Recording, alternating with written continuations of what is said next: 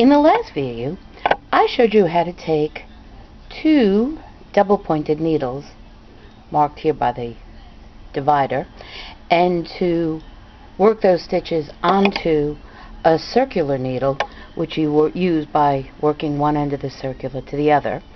But I still have two double-pointed needles on this side of the work, and I'm about ready to start this row. So what I'm going to do is the same thing that I did previously, which is I'm going to take my double-pointed needles and replace them with a circular. And again, this is done fairly straightforward, remembering that a double-pointed needle is basically a circular needle is basically a double-pointed needle, simply because it has 2 points, and the difference is that a circular needle is more flexible in the center. So I knit here, and I realize I have forgotten a stitch marker while I started this demonstration, so I'm just going to point it out and how I'm going to keep track for the next row.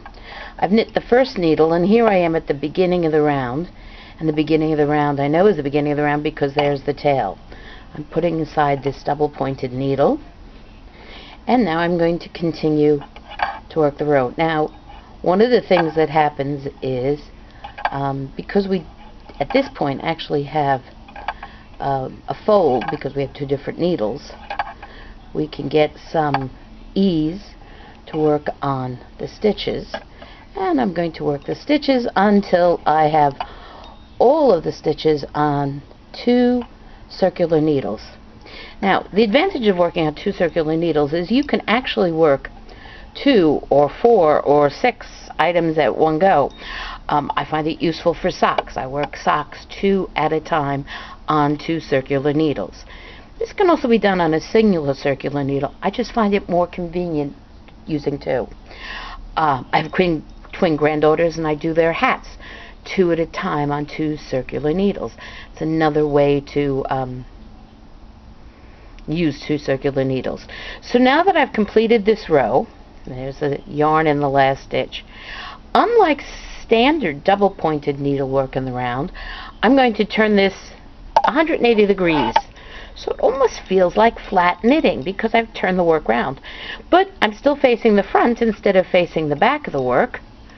I slide the stitches onto the rigid part of the circular needle, bring the tip up, pull out some yarn. The yarn is there in the last stitch. And now I can just take gray to gray and work 2 needles worth of stitches, or what was previously 2 needles worth of stitches that got divided, then get merged then into 1 needle. And for this one I do have a marker, because I don't have a convenient marker otherwise in terms of the tail.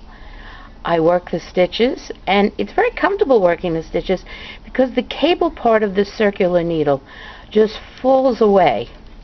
Now here I am once again at the marker, and the last time I ran the marker to the yarn to the back of the marker. Now once again I'm moving the yarn to the front of the marker, continuing the stitches, and I'm going to show you what that does by threading the yarn back and forth when we come to the marker. It locks the marker in place, which I find to be a very useful quality. It's an extremely useful quality if you're working on some patterns, as some patterns do, that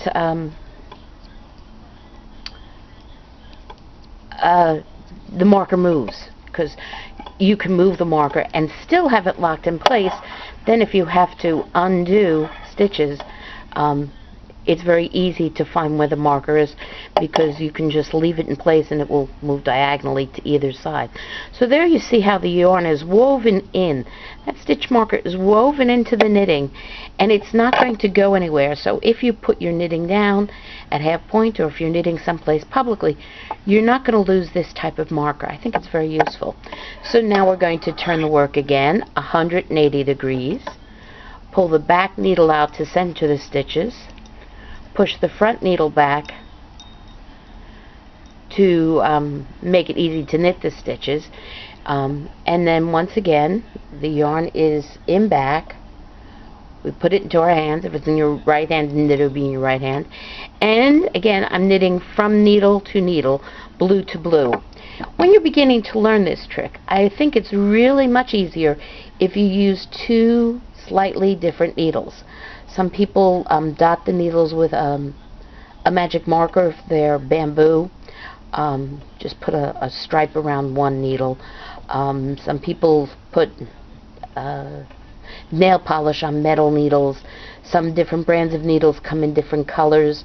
You can have different lengths. There are a lot of ways to distinguish. Now once again, here I am at the midpoint because there's my stitch that starts the beginning of my round, or correction, this is the last stitch in my round. And now I'm going to move to the other stitch, and I'm now knitting one circular object on two circular needles, though as I say, it would be very easy to have two circular items, or 3 or 4. 2 pairs of mittens is 4 items. I've done that as well. And from this point on, I'm going to presume that you could understand. Oh, don't let me do it because I do. One of the things that's different about my needles is the length. When the blues are lined up, the other ends are far apart. So let's see how we can change this now from being 2 circular needles to 1 magic loop needle. This blue needle is a little short for magic loop, but it will serve to demonstrate. So now what I do is take blue and knit it with the gray, and just work the row. And as you get used to this, you can start on 1 magic loop, or you can start on 2 circulars. But I think the biggest piece is understanding how these tools are really very interchangeable. Once you understand the interchangeable part of different tools for knitting in the round, learning how to cast on and start round 1 is always going to be difficult no matter what method you use, but it's not that hard once you understand the concept. So here we are. Now our 1 circular needle is gone, and we have all our stitches on a single circular needle. And I'm going to sort of center them for a moment. So there we have our yarn on 1 needle. And now what happens is when you turn the work, you have a loop on one side, needles on the other. You push the stitches to the tip of the loop needle. You bring out a loop so that there's now a loop on the left over here. Let me move these from the backgrounds because they're distracting. So there's a loop over here, and there's a loop over here, and this is what makes magic loop magic loop. Now as I say, this is only a 29-inch needle, so it's a kind of short needle. I prefer it at least a 32 to a 36.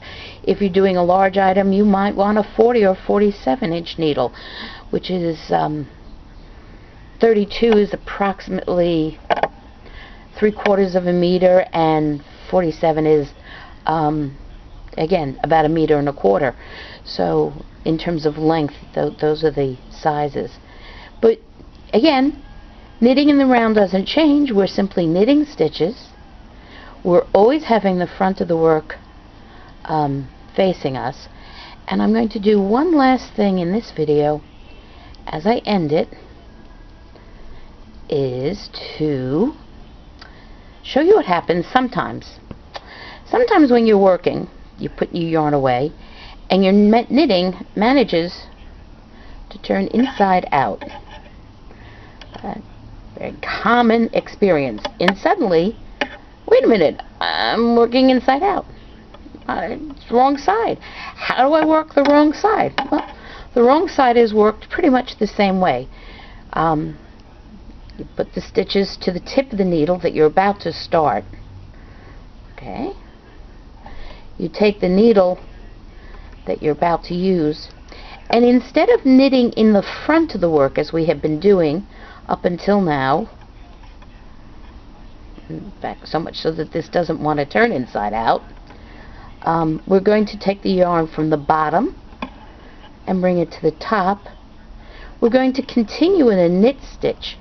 But notice now how our stitches are at the back of the work instead of the front. So instead of knitting these stitches, we're knitting the back stitches. Now this is true whether or not, whatever method you're using to knit, your work can be turned inside out. Some people actually prefer to work inside out intentionally and will work in purls. Other people will work inside out because it makes it a little easier to stretch your floats if you're doing color work. So there are many people who do color work working inside out.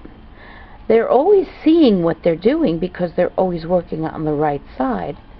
But because the yarn is being pulled around the outside, it can create a little more ease, especially when you're changing needles. And it makes it a little easier to carry yarn across the gap as you turn from one side to the other. So it can be done. It's not even hard to do. It's not uncommon. You just need to know why you're doing it, is your work has been turned inside out. And you can continue, and some people prefer to continue working this way. Most people prefer, only because it's more common, and doesn't get questions and how they see other people doing it, most people prefer to work on the outside. There is no right side, there is no wrong side, there is only style.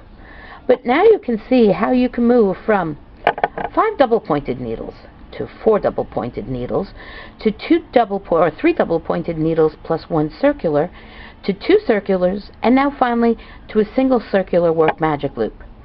Nothing really changes except the tools you're using, and once you understand how to use the tools, you can work the best way for you.